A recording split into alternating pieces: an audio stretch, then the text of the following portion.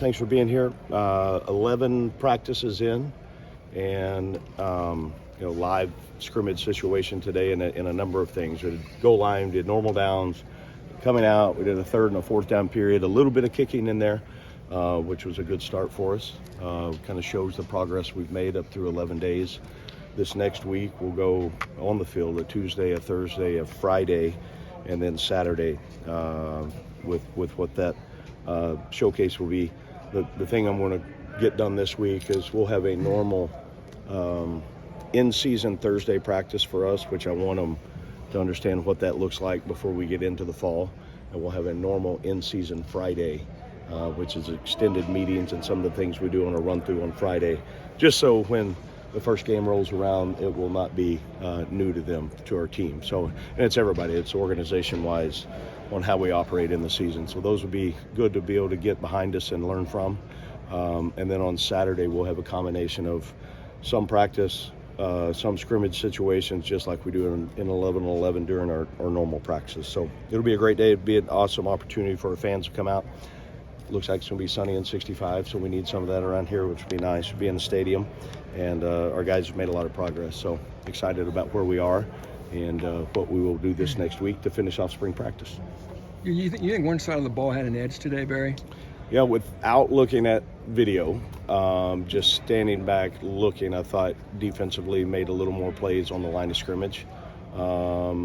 That may be wrong after I get through the video, but just after 2.5 hours of work, it's kind of what it seemed to me.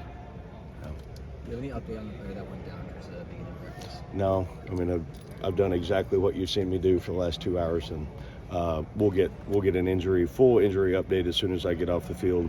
And they might not know at this point on, there's a number of guys that got banged up a little bit and we'll get a full report later this afternoon. Georgia been developing is like a pretty important piece for you guys potentially this fall. Yep.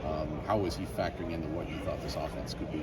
Yeah, all of our tight ends are so important with what we're going to be able to do in the personnel packages and how we can put that together. George has certainly had a great camp. He's got great skill, can do a lot of things, and we're excited about the tight ends in that room. I think Coach Henson and Coach Spurlock have done a great job coaching those guys. And it's got to be an advantage for us in the run game and then also in the throw game. They can be some mismatches for us. We've recruited well at that spot. Hey, quarterback play, can you assess that? Did any of the quarterbacks stand out, and just overall, how you thought they played? Again, and I'm not trying to run from the question of this. It would be unfair for me to say right here after managing the practice without looking at play call matchup on how they executed to make a statement on that. I do think 4 guys have made a lot of progress through 11 days, and can we play winning football with any of that group right now? I don't know that. I think we're getting closer every single day to be game ready. This last week, Thursday, you said you're going to go through a typical fall Friday run through type thing. Saturday, obviously the showcase. What do you need to get out of the other couple of days? Well, our non-practice days are almost as important as our practice days. The way that we make corrections and work in the weight room, and then the way that we're trying to improve our roster as far as what they understand on just football IQ. So. It's a huge important week for us, and we've got plenty of time, but absolutely no time to waste. How has Evans Chuba grown since he's gotten here? I think understanding of the offense. I think he's been a little more patient and let some things come to him. And we're still, as they all are, it's a work in progress. But I think just a grasp of what he can do skill set wise, and I think it's a little bit unfair to all the quarterbacks in some of those situations that. Some of the quarterback run game, were they down, were they not down? Could they break out, scramble, and make some things happen? You never can be right on, the defense is mad, it wasn't called a sack. The offense is mad, it was called a sack. So, all I know is I want those guys healthy when we start fall camp. So it's one way to try to do it. 11 practices in, right? Just give us a couple of things you've been pleased with. Couple of things you think need some work. I love what the assistant coaches have done on teaching our team. I love the way that our players have attacked every single day and the willingness to be coached, allow us to try to teach and put schematically what our base stuff is together. I like the effort and the strain that the team has shown. I think we've got an opportunity to continue to develop our physicalness, which we will need so much, but we're night and day better than where we were when we started in January in that regard. How important was it that Bennett stayed here through the spring, a guy who had been here with the previous regime, when you bring in 3 transfer quarterbacks, just to kind of give these guys a feel of what West Lafayette is, what Purdue football is? Well, I think all of the guys on the roster that decided to stay, that's their decision to make, and certainly excited Bennett did give us an opportunity, and I think we had the chance to talk to him about we told him early and often, as I did everybody, if you stay, number one, it'll be the most rewarding athletic experience you are part of, and number two, you'll get every opportunity in the world to go compete for a job, and that's held true for 11 practices with everybody on the roster on the way we've practiced. Are you coming to the end of the spring thinking that you have a starting quarterback on this roster, or you've been upfront about how much this roster could still change between now and the start of August? Does that I think our quarterback's here, and then who knows what's going to happen when the window opens up. We'll lose some, we'll gain some, and if we happen to lose somebody, then it's our charge as a staff. Somehow, some way, we got to upgrade. We got to find a way. And there's a lot of really good players here, and there's a lot of good players out there that would fit into who we are program-wise and what we're going to go do. So I want them all to stay, and we'll see what that looks like. Barry, you got the big linebacker out of the portal, Sanders Ellis, and you said earlier you're probably going to hit the portal pretty hard in April. Is that still the case? And we've still got open spots available. So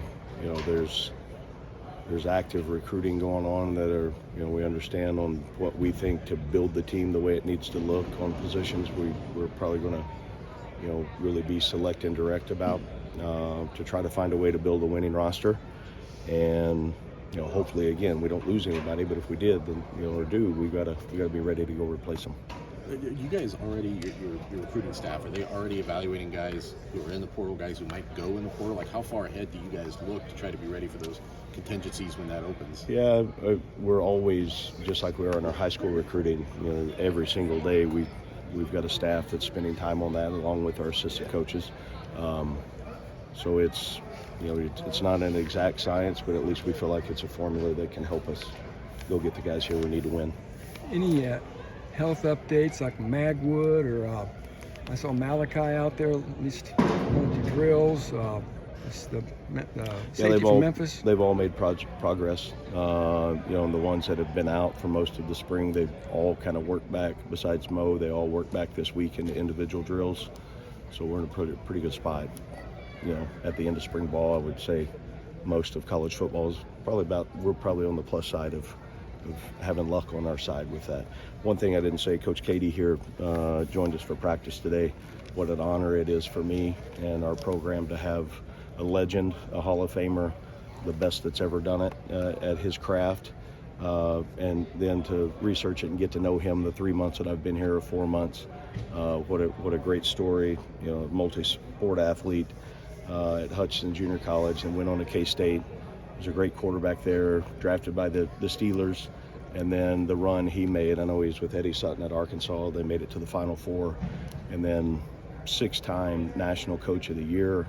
I'm going to leave out, I think he had a run of 18 tournaments here at Purdue, was on the Dream Team in 2000 as a coach, in every Hall of Fame you could be in, and to me, he exemplifies for what I want our program, the hard, smart, and tough.